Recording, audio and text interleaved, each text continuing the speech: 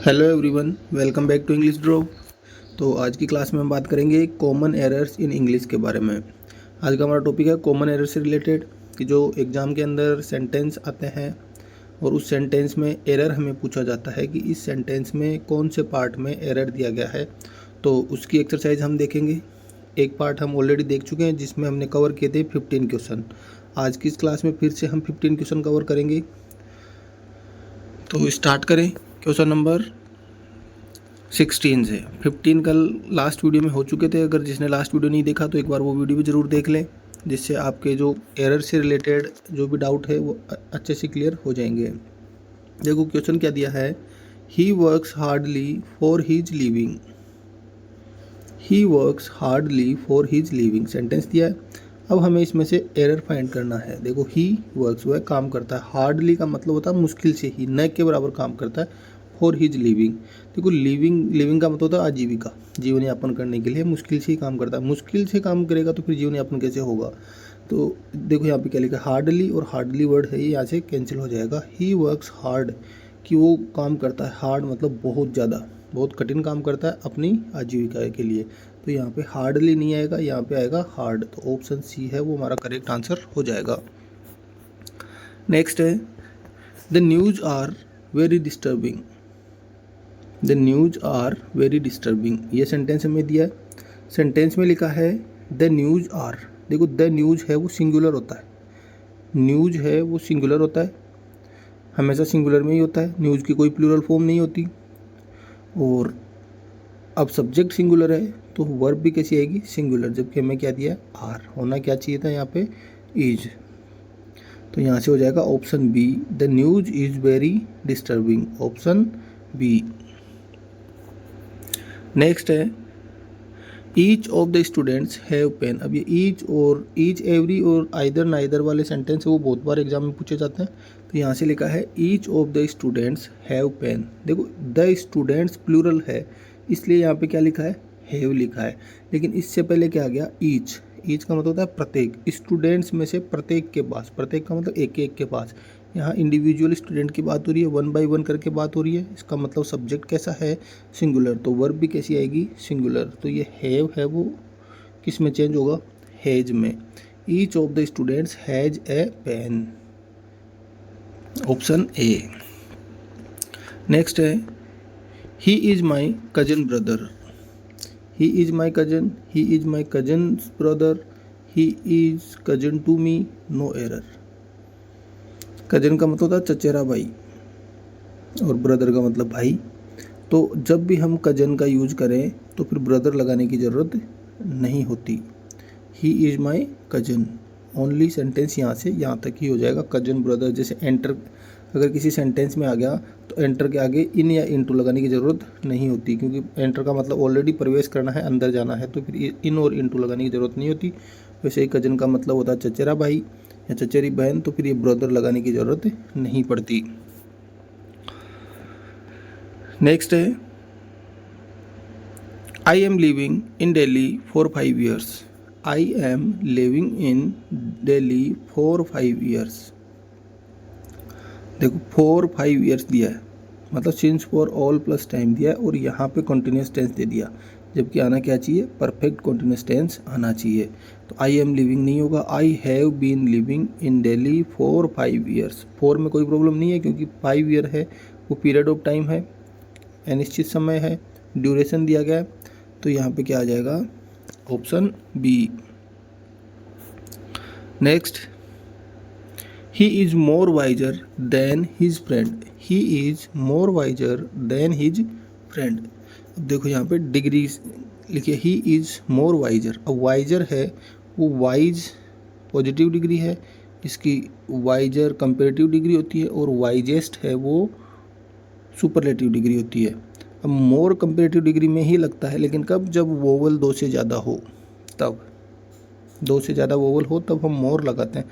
ये wiser already comparative degree form में है, तो ये मोर लगाने की यहाँ पे ज़रूरत नहीं होती। He is visor than his friend, तो ऑप्शन ए है वो राइट आंसर हो जाएगा। नेक्स्ट है, she is suffering from A fever. She is suffering from A fever. अब ए फीवर लिखा हुआ है यहाँ पे, she is suffering from fever, sentence इतना ही होता है इसमें। इससे पहले फीवर से पहले आर्टिकल यूज करने की ज़रूरत नहीं होती। She is suffering with fever, with नहीं आता, फ्रॉम ही आता है।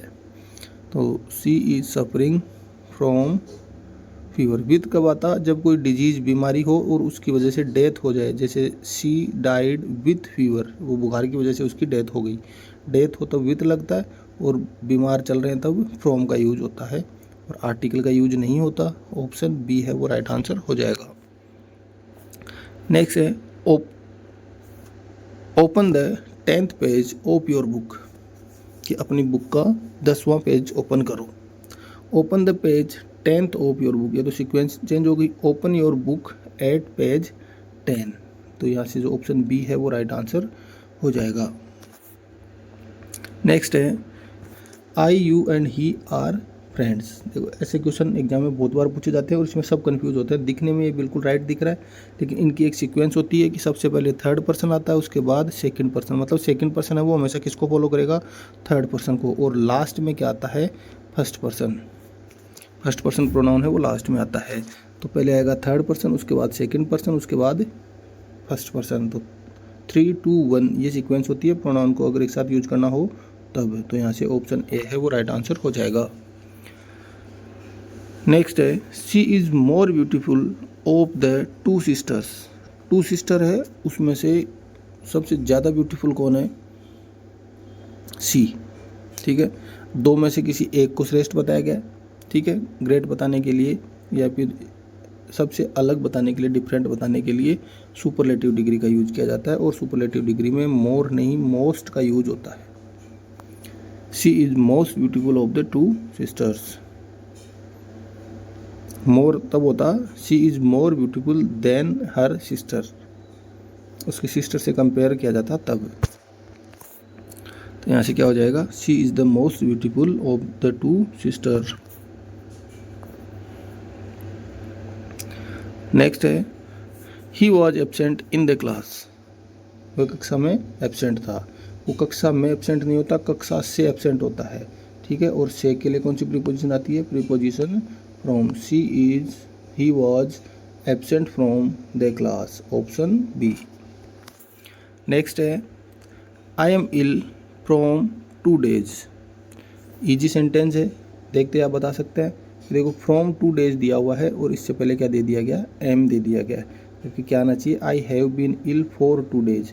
सिंस नहीं आएगा क्योंकि 2 days लिखा है, ओनली पीरियड ऑफ टाइम है। तो I have been ill for 2 days। Next है she has got married with a teacher. ये अगर लास्ट वीडियो आपने देखा है तो उसमें बताया था कि मैरिड विथ नहीं होता, मैरिड के आगे हमेशा कौन सी प्रीपोजिशन आती है? 2 प्रीपोजिशन आती है। तो she has got married to a teacher, option B. Next है the United States have a strong army. The United States, अब ये दिखने में प्लूरल लग रहा है लेकिन ये सिंगुलर है क्योंकि कंट्री का नाम है United states of America, USA. तो यहाँ पे हैव नहीं आएगा, यहाँ पे क्या आएगा? हैज आएगा। तो United States has a strong army, option A. Next है he is good in playing cricket. यही क्वेश्चन रिपीट हुआ है फिर से कि अगर लास्ट क्लास आपने देखी है तो आप इसको ईजिली बता सकते हैं। देखो गुड किसी काम में अच्छा होना, तो उसके बाद गुड के आगे कौन सी प्रीपोजिशन आती है? गुड एट, ना कि इन। इन नहीं आता, क्या आता है? Good at, option B. तो ये था आज की हमारी क्लास। अगर आपको इस तरीके से क्वेश्चन है वो समझ आ रहे हैं तो आप कमेंट करके बता सकते हैं। तो और टॉपिक से रिलेटेड भी, मतलब जो ये हमारा टॉपिक होता है एरर वाला, उसका कोई स्पेसिफिक कोई अलग से कोई टॉपिक नहीं दिया हुआ था इंग्लिश ग्रामर में। इंग्लिश ग्रामर के जितने टॉपिक है उनमें से ही उठा के क्वेश्चन पूछा जा सकता है, चाहे वो एक्टिव पैसिव से पूछ ले, डायरेक्ट इनडायरेक्ट से पूछ ले, डिग्री, आर्टिकल, मतलब किसी भी टॉपिक से पूछा जा सकता है। तो अगर आपको ऐसी एक्सरसाइज और चाहिए तो आप कमेंट करके ज़रूर बताना। Thanks for watching.